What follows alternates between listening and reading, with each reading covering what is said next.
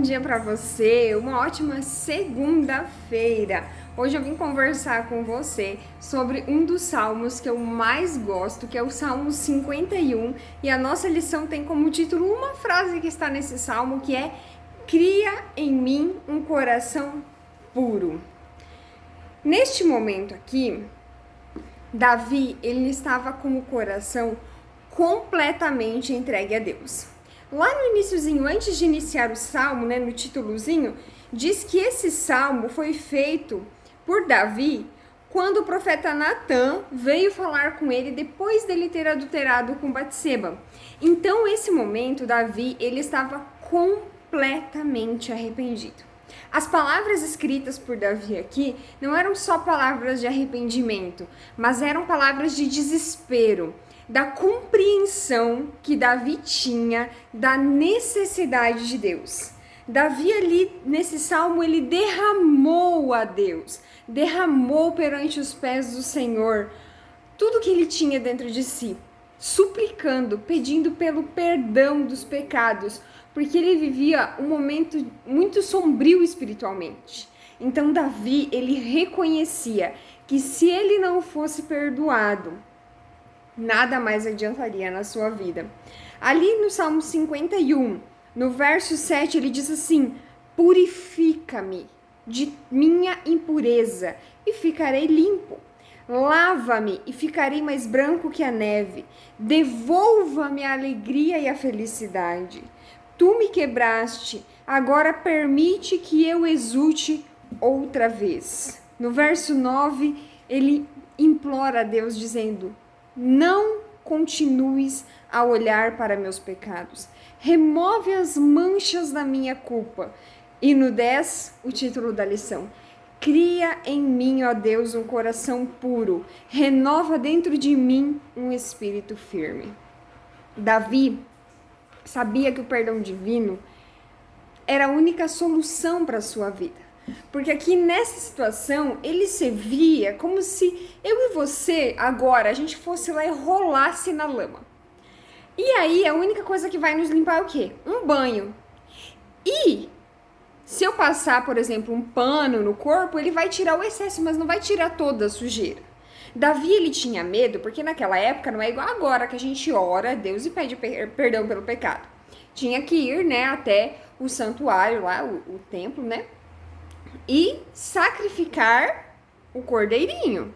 E o medo de Davi é que o pecado dele fosse tão grave, tão terrível, a ponto de que Deus não aceitasse o sacrifício dele pedindo perdão.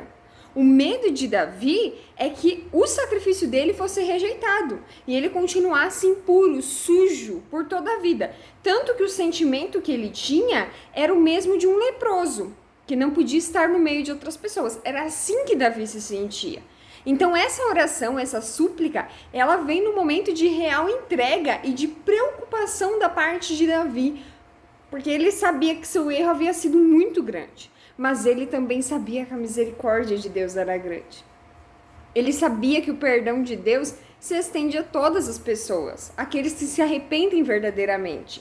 Por isso que aqui, quando ele clama e pede pelo perdão e fala, principalmente a palavra criar, é para retratar o tamanho da força e do poder divino.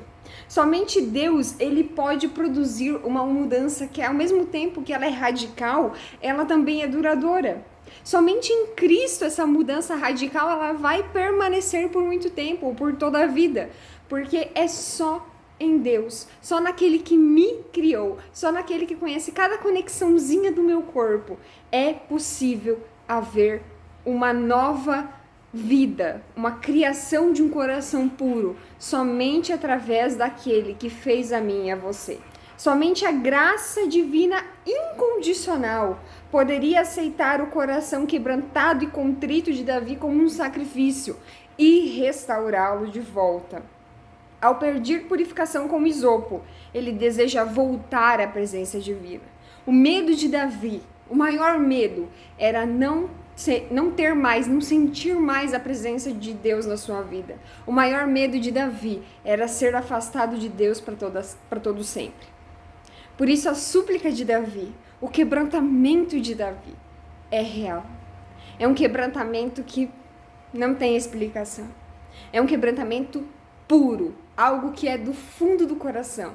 E ele sabia que o Deus ao qual ele servia era um Deus de multidão de misericórdias e que estenderia sua mão e receberia Davi.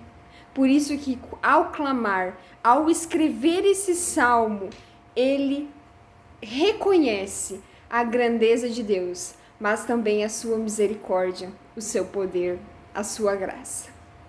Que quando nós formos orar, assim como Davi, nós possamos nos quebrar verdadeiramente. Que a nossa oração não seja palavras ensaiadas, mas sejam palavras de quebrantamento. Porque somente quando houver um real quebrantamento é que a nossa vida será purificada e Deus poderá criar em mim e em você um coração puro. Eu espero você aqui amanhã para continuarmos estudando juntos, mas não esqueça de compartilhar esse vídeo com a galera lá da sua classe.